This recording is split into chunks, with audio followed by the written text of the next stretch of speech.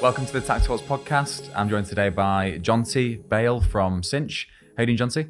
Hi, I'm doing great, thanks, Jack. So I'm Jonty. I'm a principal architect at Cinch. I kind of work with our CTO and all of our engineering teams, everyone else, to try and make sure we all end up going in the same direction. So I'm interested to talk to you today about sort of the challenges and the growth we've had in the last sort of year or so. Me too. Look, Cinch are, pretty famous in Manchester, especially because you've been hiring everyone, which is great. So I guess before we get into that, what's been your journey from the start of your tech career to where you are now? So my journey as an individual, I've done lots of things. I'm quite a bit of I'm 43 now, I think. 42, wow. 43, you get confused. But, sorry, I mean great. Wow. Yeah, well, so you've been around for a while. I did physics university. Mm-hmm. Then I came and worked for a startup in Manchester in the first .com boom. As a project manager, right? Bit of a project manager, bit of someone who played computer games too much, and things. So it was a computer game startup. I had a job description of project manager, but I did software. Cool.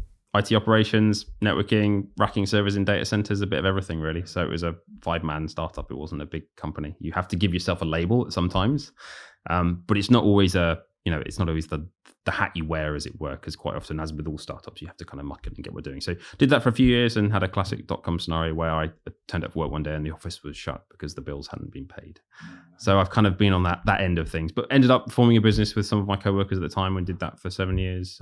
Worked all across Manchester doing both video game stuff and also stuff to do with like traditional IT and consulting. So we ended up with data centers in London and Manchester, and we ended up selling that to another company and worked for them. And then, so I've done sort of everything from software development through to IT operations, through to engineering, through to, small business IT. So you do a bit of everything. So one thing we talk about in Cinch is about, we really want like T-shaped people. So you talk about having a broad layer of knowledge and experience across different things, but you have your specializations and areas. And so kind of back in 2009, 2010, I exited that company I worked for at the time. I took a career break, went traveling with my girlfriend, who then became my wife at some point in a later date.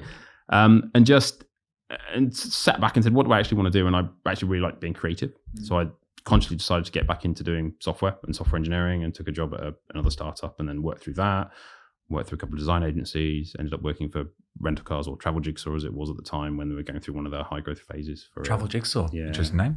So that's first came rental cars. It's now booking. But it's gone through those changes and that was interesting. But that was when it was a much, much smaller organization than it is today. Did that, worked for design, worked for government as well, worked for the Department of Work and Pensions, doing research, and then also ended up helping them run their cloud program. So I've worked in sort of public cloud-centric roles for probably 10 years now.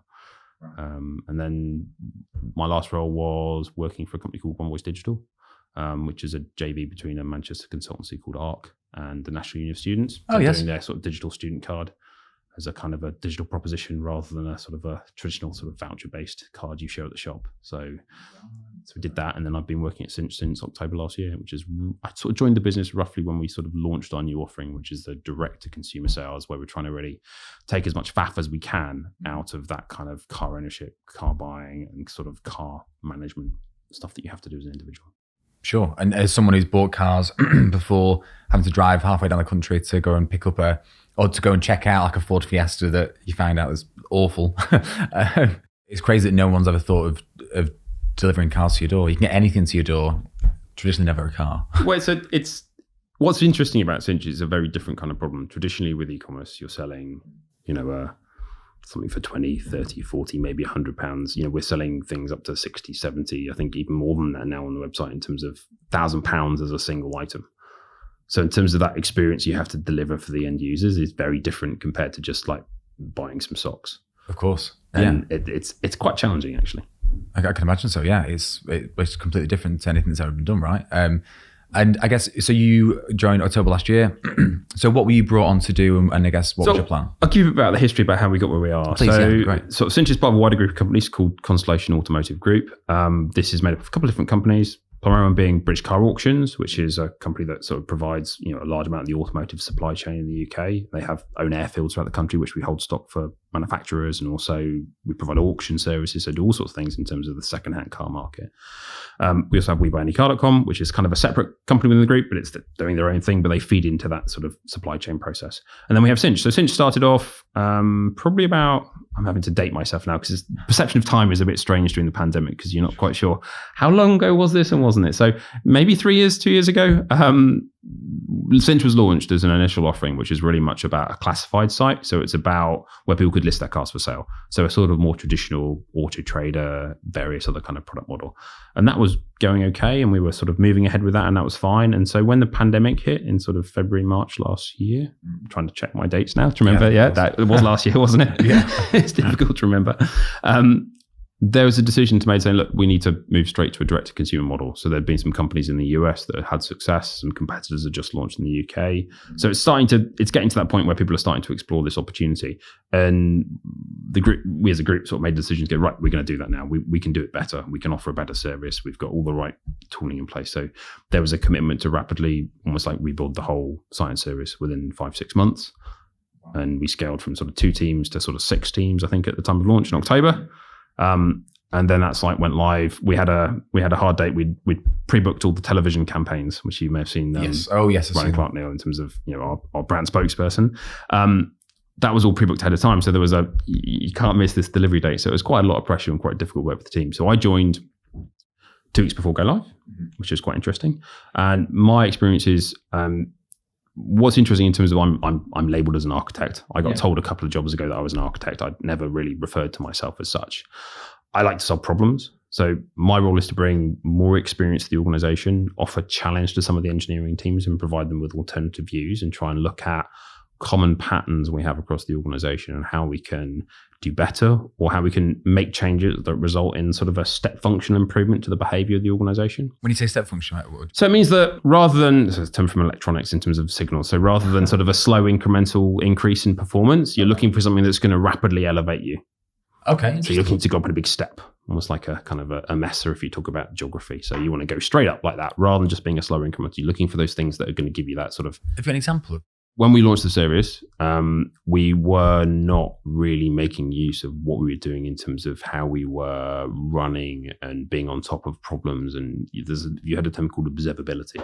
I haven't actually, no. No, so it's a sort of a new practice. It's to do with being able to understand what your IT systems are doing in production. Okay. So it's about how you do that. So we could see that all the different teams were managing it in their own ways, and they were looking at, each of them had solved part of the problem, but not because we have, at that time we had 6 teams. We follow an approach where each team is effectively an independent little business unit. They have their product owners, they have their engineers, they have designers, they have researchers, they have all the people they need to do and deliver their part of the product, and they move independently. So you get quite divergent behavior sometimes. So we can see that all these different teams are solving parts of the problem.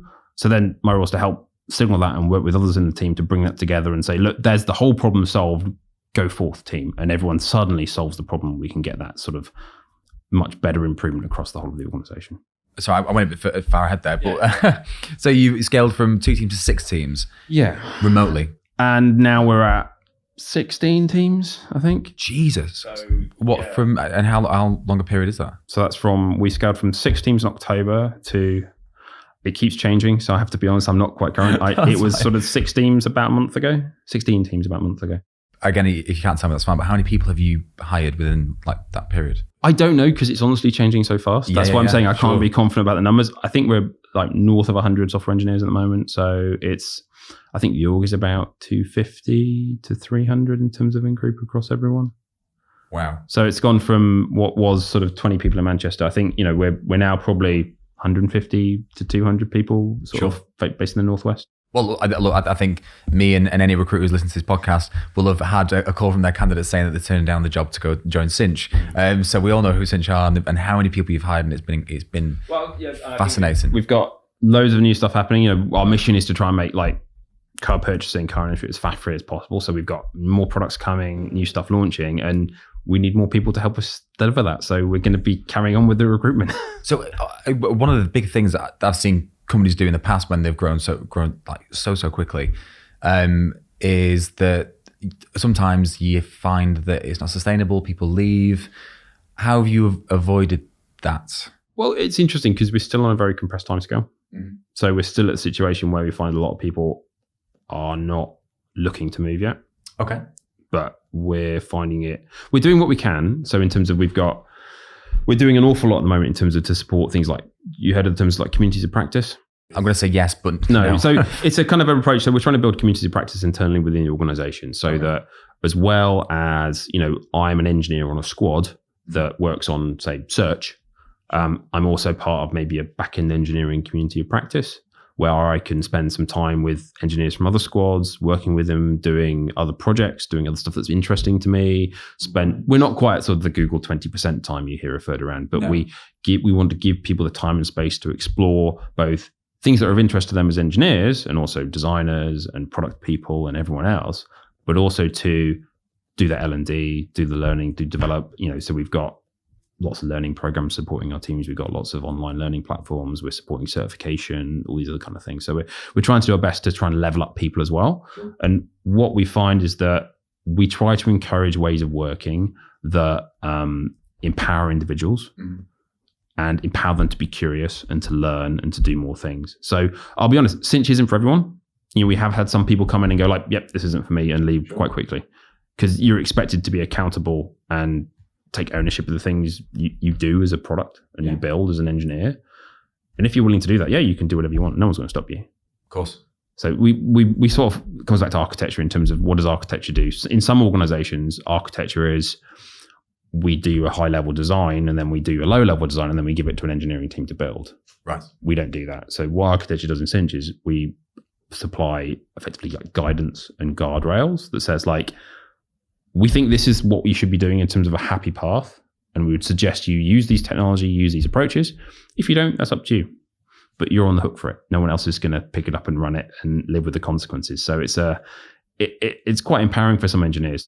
But at the moment, the biggest challenge we've got at the moment in the marketplace is the fact that recruitment's moving so fast in software and software engineering, salary expectations. So, we're going through the process of trying to work out like, what does that mean for us? How do we support our engineers who joined just a year ago, and how do we get that they feel valued and they get market rate and everything else? So it's a lot of work, to be honest, but we're trying to make sure that A, people feel valued, B, they've got the time to be curious and do things that are of interest to them, and then make sure they're compensated fairly. All of those things, but it's none of them is easy.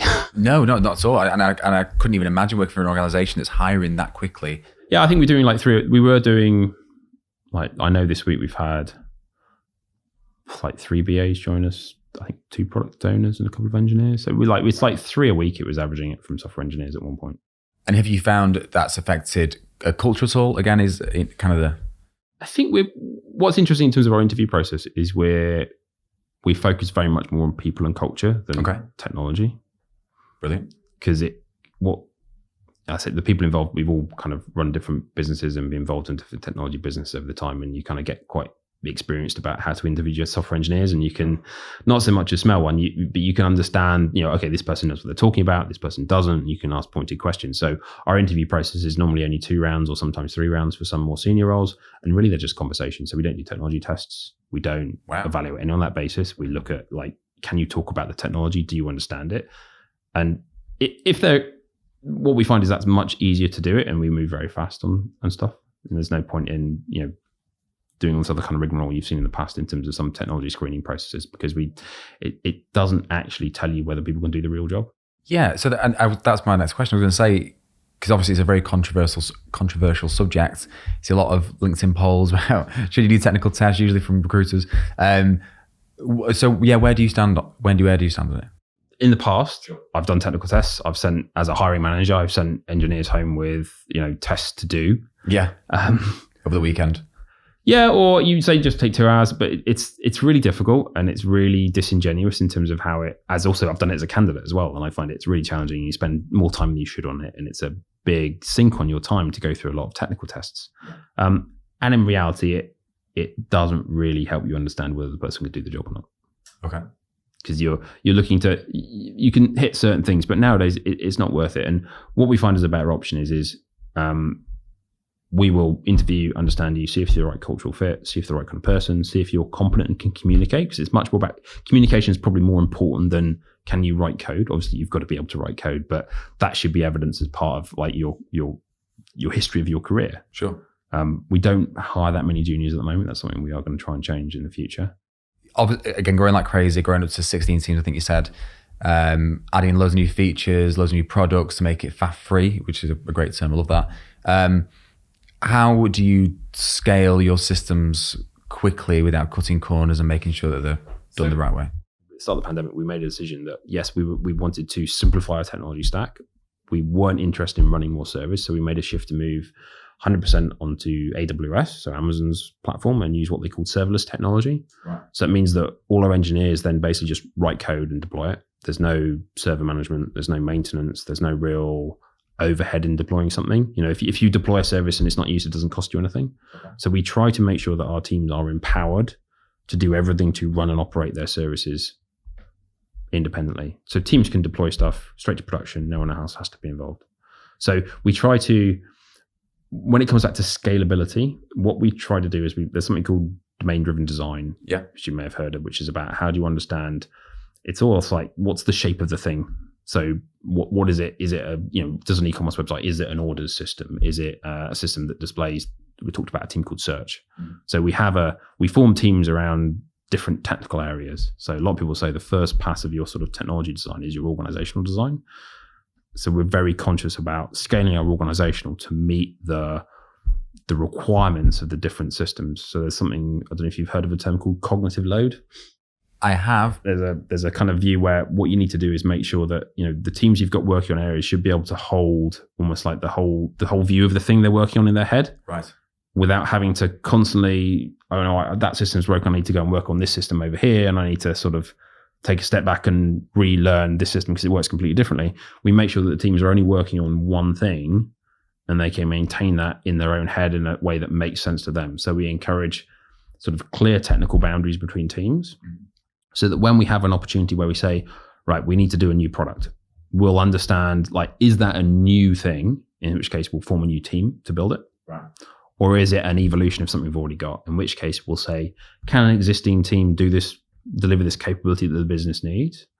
Or do we need to split that team into two? And we'll find a new team down the middle of the technology system, if that makes sense. It does make sense. Do you ever get engineers or techies that get frustrated that they're only working on one thing?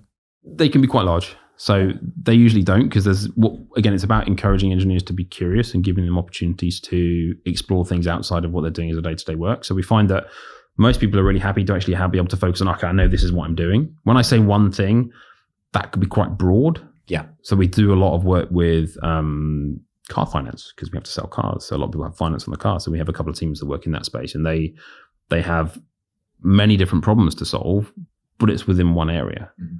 So it's more about working in one business area rather than one technical system, if that makes sense. Yeah. And the reason I wanted to differentiate, because I think a lot of people who have worked for big organizations in the past have always got frustrated, like, working on a button or the color of a button, or whatever it might be, something so minute that they do get frustrated. But clearly what you're talking about is big products. Yeah, but it does take different types of people like different types of work.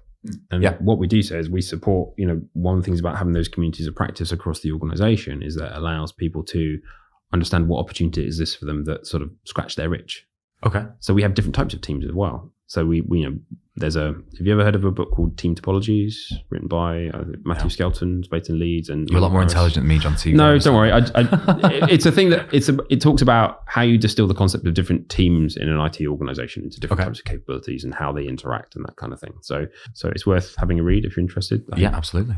Matthew's come down and talked in Manchester before about it, but what it talks about is it talks about having a team that's aligned with a value stream, which means that, we talk about a value stream. A value stream is the mapping of everything that goes from, it's why you as a customer want to buy a car from us, because you give us money. That's the start of a value stream. Yeah. And there's a whole bunch of other things, IT systems, people, technology behind that to make up that single value stream that help us complete that transaction. Yeah. So we have teams that mostly are aligned with value streams. So Search is aligned with the value stream, to come back to that example. So they help people find cars. So their mission is to help people find the right car. But you then have other types of teams. So we might have teams that do very much marketing-led process. We have a landing team which build landing pages, which is not going to be of interest to someone who's into their back-end engineering, but is really interested in people who want to create really nice front end components and build an engaging, exciting customer experience. So what we do is we give engineers the opportunity to move between teams. You know, because we're still growing at quite a rate at the moment, there's opportunities everywhere for people if they want to move forwards, and we make that really visible and available to everyone within the organization. Does it ever get to a point where people just want to be in one team because that is deemed the most interesting team or the most interesting work? I don't think we've had it where people have said there's no sort of golden team, as it were. No, because everyone's got different areas, and we sort of it's quite chaotic, but in a good way. We find that, you know, from a top level, it would look like chaos, but you can see that each team has a very clear defined roadmap. They know what they're working on. It's not a question of the team is given like, this is what you need to build, go and build it. The engineers are involved in what is the roadmap, what do we need to do, you know, how do we address technical debt? So it's a very inclusive process at a team level. And some would call it chaos, others would call it, as you said, curiosity. They just want to go and see what's going on over here and over there. Well, chaos isn't a problem if it's kind of in a way that's organized. Directed. Yeah, sure. We've got a leader of the chaos. That should be a new job title, by the way. Yeah, well, we're very much sort of keen of adopting kind of servant leadership kind of view that, you know, everyone in a management position is really there to unlock and empower the teams to deliver that value. So it's about encouraging the teams and trusting the teams to do the right thing. Fair enough. Is there a plan for you to kind of come into the city centre at any point, or have a hub for people? Or so I think in terms of, we've gone through the pandemic's been very interesting. Obviously, everyone's gone remote first. We've scaled the organisation as remote first.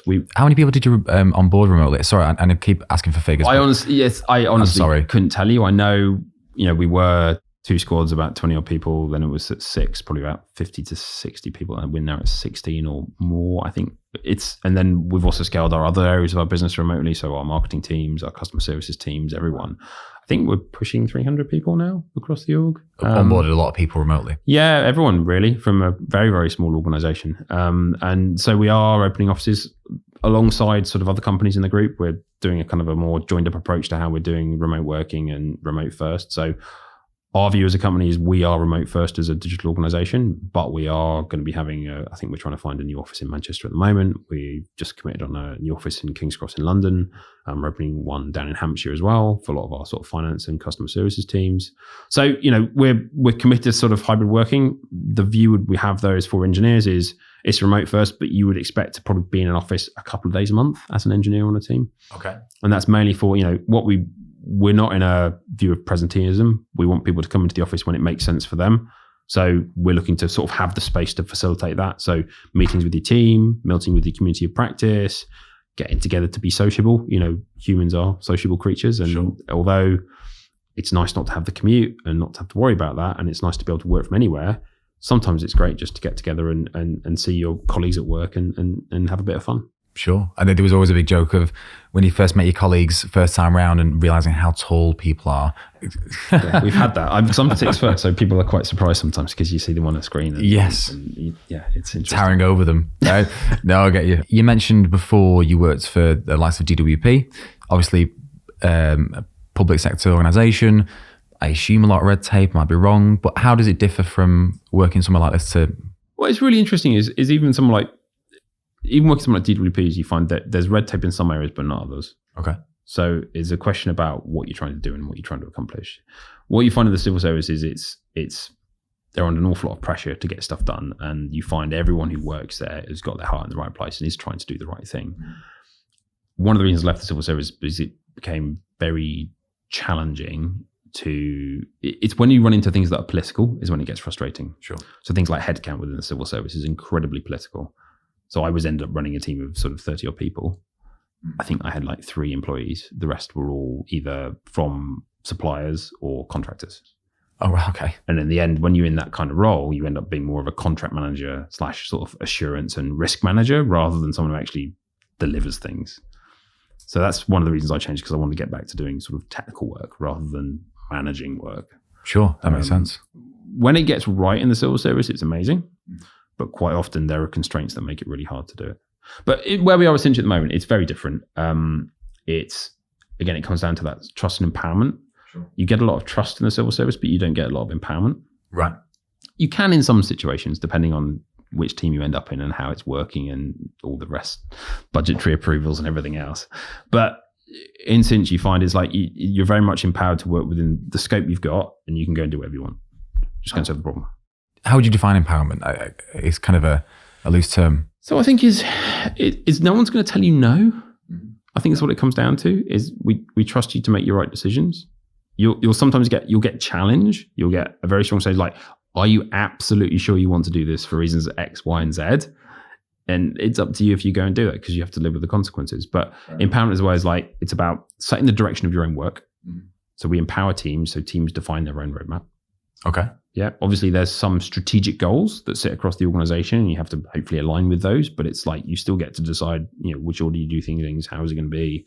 If you've got technical debt, you as an engineer, you need to address. You can talk with the team like, can we get some 2-3 weeks to do that? And we do a quarterly road mapping process at the moment. Okay. I'll come back to the original question. Empowerment is around trust, and it's about allowing people to spend the time to do the right thing when they need to do it. Apart from empowerment, I guess someone joining Cinch, what's in it for them, and what can they expect? So we pay fair market rate of in terms of that's what we're doing. You get interesting work. So what we are doing is we're sort of committed to we're using serverless, which is kind of the latest and greatest hot technology in terms of what you want to do. So it's about an opportunity to get involved in an organization doing that. There's some things we talk about and some ways we work in which are a bit different to normally. So we don't have any testers. Interesting. We don't have any QAs in our org. No manual QA at all. It's all automated. Our engineers are responsible for everything. So again, we trust and empower engineers to do the right thing and to make sure that their code works. No one's going to stop you pushing code to production. You just get on with it. Do you have the engineers testing their own code? Or you do. The team's responsible for the quality of their own code. The team is the... So yeah, it's like we've run into some cases where it's not been ideal, and we might bring a couple of QAs in to help with some of the, mainly around we've got suppliers that have manual processes and it's hard to test in an automated way. Sure. But that's an interesting kind of viewpoint in terms of what we do with the team. So right, what was the original question? You coming back to it? Sorry. What is in it for someone joining Cinch? So there's a progression. We pay a fair market rate. Yeah. You'll get to work with a bunch of interesting people. Cool. I think we've got one of the best technology and product teams in the Northwest at the moment. Yeah. So it's really about learning from colleagues, learning from other people working with you, and it's about having fun with a bunch of interesting people. We offer quite a competitive package. We offer a lot of L&D and learning support. So we do things like learning to use the technology we're asking people to use. So serverless and AWS. So everyone can get access to an A Cloud Guru subscription or Pluralsight subscription or other kind of things for engineers. I'm mainly engineering focused now because that's kind of my background and I'm in the technology space. But again, it comes back to, what does someone want from a job? What do they want? Yeah. So it's mainly about the people you work with. Of course. That's what do you remember about a job which you've enjoyed and you've loved? I posted about this on LinkedIn the other day, somewhere that I was kind of challenged every single day, like really uncomfortable. I think comfortability is kind of rubbish. It's like you're completely accountable for the work you're doing. No one's it's wrong to say there's no safety net, because there is a safety net because you've got your colleagues and team to work with you. But it's like the stuff you do, you're empowered to do the work you need to do in the way you want to do it. And it's also important to work with that community of people and colleagues and having people to bounce off, having people to talk to, and work in a way that, works for you. That starts with when you're hiring people, you're hiring the right kind of people that can, thrive in that environment. That's what we try to do. Yeah. Someone listening to this podcast, what advice would you, if they're hovering over the apply link now, ready to hit send on their application, what advice would you give them? I think just be yourself and be honest. Obviously, you've got to have, you've got to be in the right ballpark with your skills. You've got to have demonstrated that you've got some skills in the discipline you're applying to. As long as you've got your CV and you can demonstrate your skills, then it's about the conversation. So you have to be able to, it's about being yourself, being honest, and being able to be knowledgeable and communicate clearly about the technologies and work and your passion for doing things.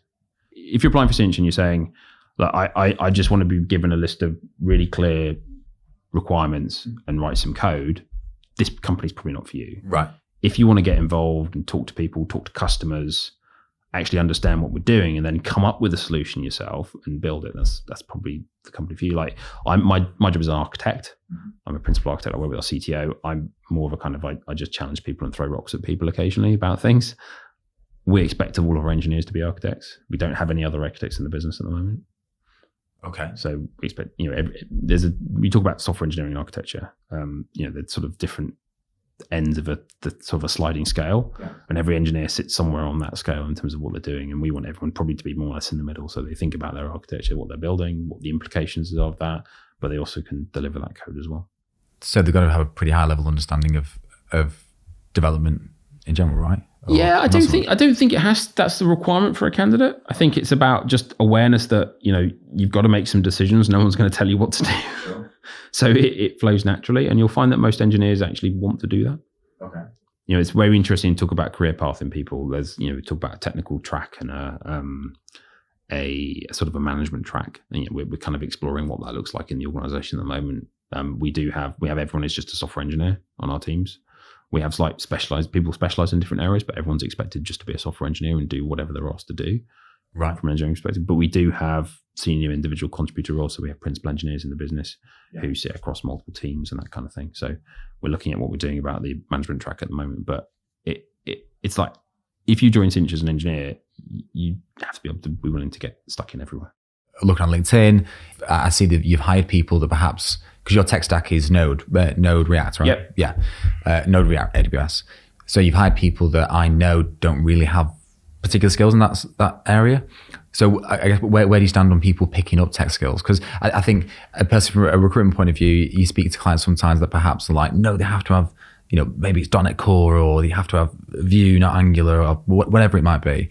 So our kind of software engineering, we pretty much prefer to recruit polyglot programmers rather than someone who's just a Node specialist. I think it depends on where you're looking to place the emphasis. If we're recruiting someone that's very heavily weighted towards front-end engineering, so in terms of building React, TypeScript, that kind of thing, they'll need to have experience in those skills if we're looking for someone to fill that gap in the org.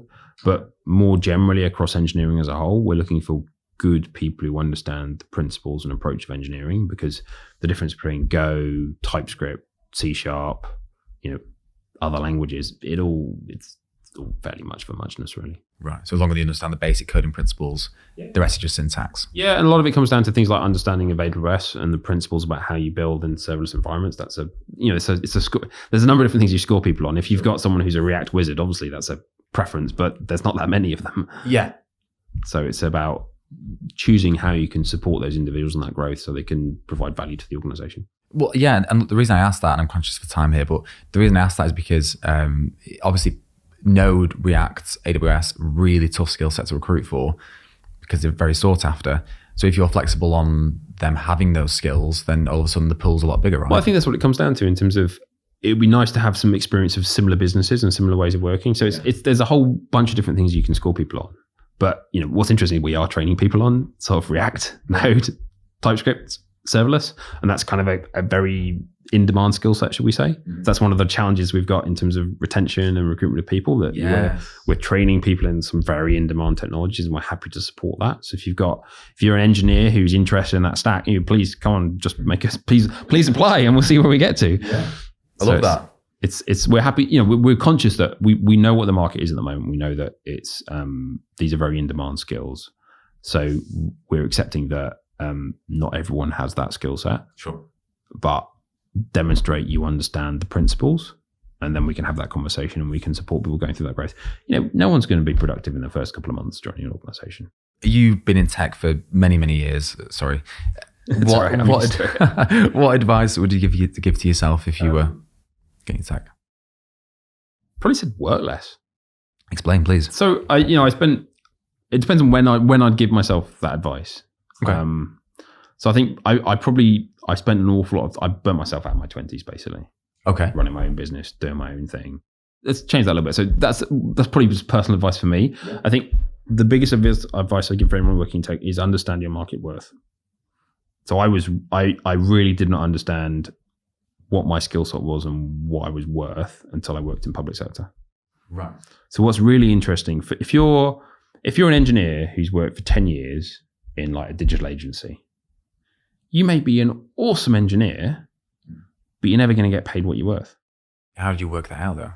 It's that whole imposter syndrome. Sure. Like, don't be afraid of imposter syndrome. You are worth the money. You are worth great things, and you can go and do great things. Brilliant. And the last question, because I could talk to you all day. Cinch has been an amazing kind of 24 months, I guess, 24 months. What can we expect in the next 12 months? We're planning to scale again. We're going through some plans around that at the moment. So, we will be opening office in Manchester. We'll be adding significant headcount again over the next 12 months. We've got new products launching. We've probably got major new products launching next year. New products launching happening now. We've got a new marketing campaign kicking off in the next few months. So there's lots of things happening. You'll see a lot more of Cinch around. I think we're doing a lot more sponsorships and sport partnerships. So we sponsored Creamfields fairly recently, which is in neck of the woods. We're talking about the NFL as well, right? We did. We were now the headline sort of Cinch presents the NFL in the UK. That was announced yesterday. I have no idea what's going on. There's more stuff in the works, I expect. It's like one of the challenges you got with Cinch is because one of the challenges you have generally with remote organizations is everyone is moving very fast in different directions, very, very fast. So there's probably new stuff going to pop up in the next couple of weeks around more sponsorships, more opportunities, more things happening.